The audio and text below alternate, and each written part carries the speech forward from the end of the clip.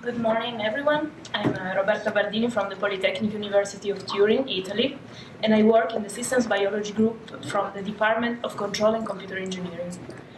This morning, I will present our work using multi-level Petri Nets models to simulate microbiota resistance to antibiotics.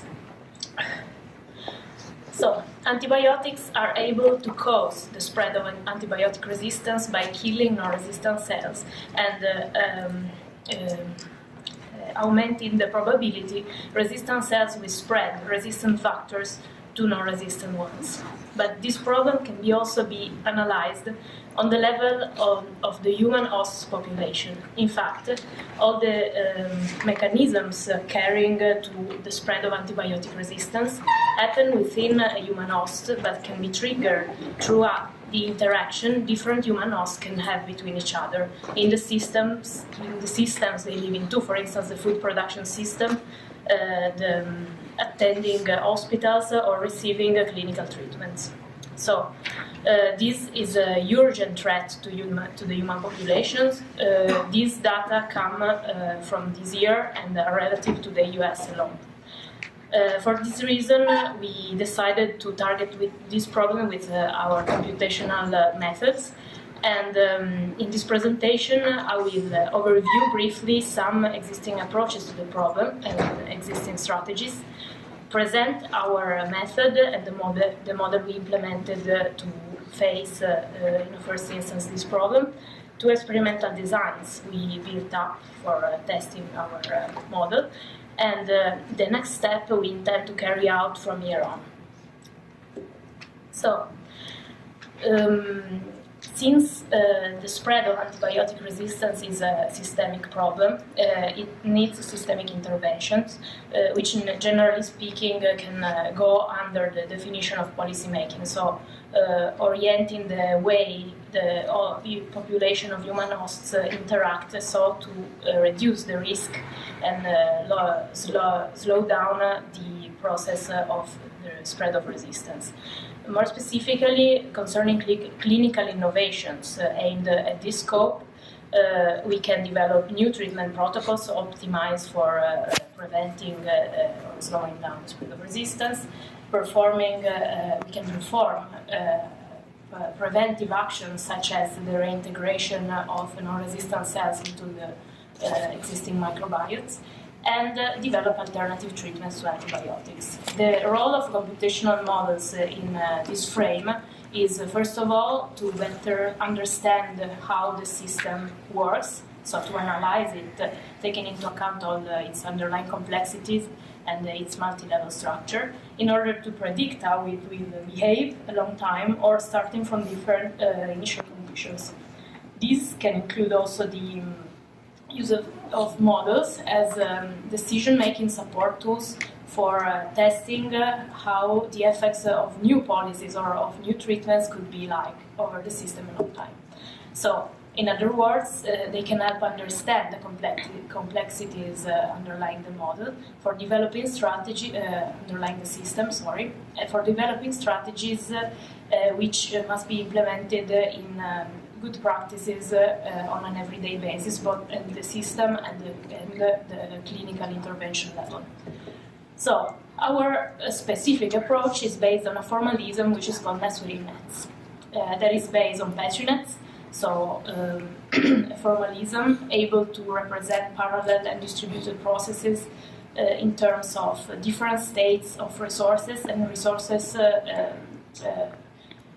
traveling from state to state across transitions. But in this particular formalism, the tokens, which are the model elements able to represent quantity of resources, carry around much more information than only the quantity of a resource type. In fact, they can be specified in turn with the Petri net formalism. So we can basically have Petri nets traveling across other Petri nets, and this can be repeated recursively, being able, this formalism, to specify multiple system levels. In our application, this is implemented following the object-oriented programming paradigm. Communication between the different levels is implemented with synchronous channels, and the simulation engine supports stochasticity, so to better include the complexity underlying the system. Sorry, there's a bit of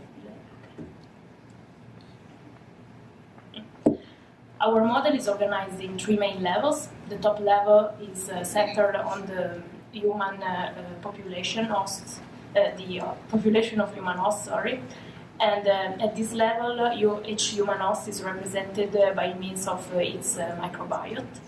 And in the microbiota, bacterial cells, which make the bottom level of the model, can assume either a state of resistance or of non-resistance.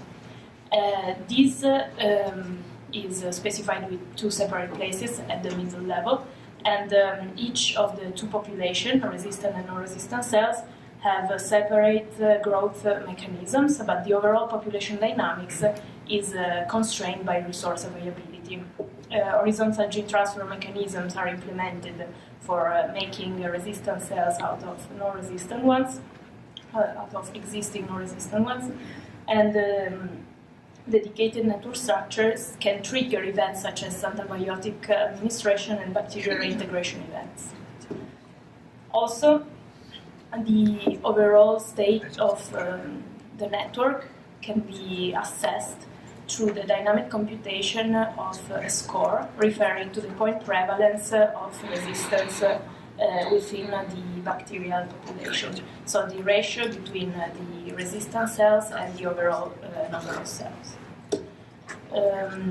This guides the positioning of the instances of the microbiota network at the top level, where they can be in a state of health, mild resistance, or severe resistance, according to the comparison between this score and some specific thresholds. At this level, one may instantiate a single or multiple instances of the microbiota network, and computing dynamically the point prevalence score and determining the triggering of different kinds of events. The top level can operate the microbiota levels, including the possibility of controlling delays between the different administration events and the dosage. Also, it can track explicitly a variable of interest and optimization time.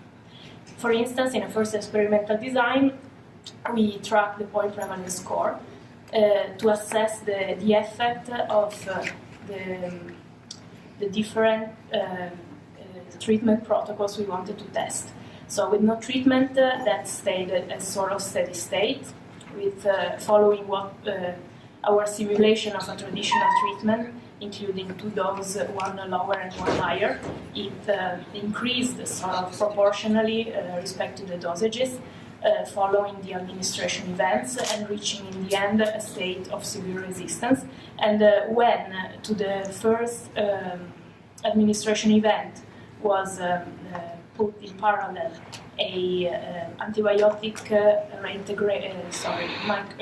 bacterial reintegration action, this score was instead restrained to levels reaching at their top state of mild resistance.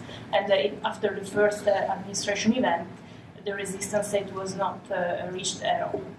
In a second experimental design, we focused on the level of human population, and we observed the simulation time at which the population of human hosts carrying severe resistance prevailed over the others. And with the antibiotic administration alone, this time was significantly shorter than with the antibiotic administration together with the bacterial reintegration. So in this model, we wanted to underline the potential roles of computational models for facing systemic problems such as the spread of antibiotic resistance. Of course, this model gives a high level of abstraction, but it also means it is highly flexible, so it can be easily adapted to specific case studies. Nevertheless, we need to include more of the complexity from both the 3 levels, and these towards the direction of working with first-hand and quantitative data, so to integrate this functional description-based approach with a more data-driven approach. Thank you very much for your attention. questions? Question? So I have one. So please, what about the average time for to carry on a simulation? In terms of simulation cycles, Yes. We stopped at, depending on the experimental designs, for instance, here after about 200, 300 simulation cycles, everything that we wanted to see was happening, and this can take less than 1 second, let's say, in our perception of time, let's say. But this is a relevant issue when we want to include the real complexity of the system, of course. It's one of the critical points. Thank you. Thank you very much.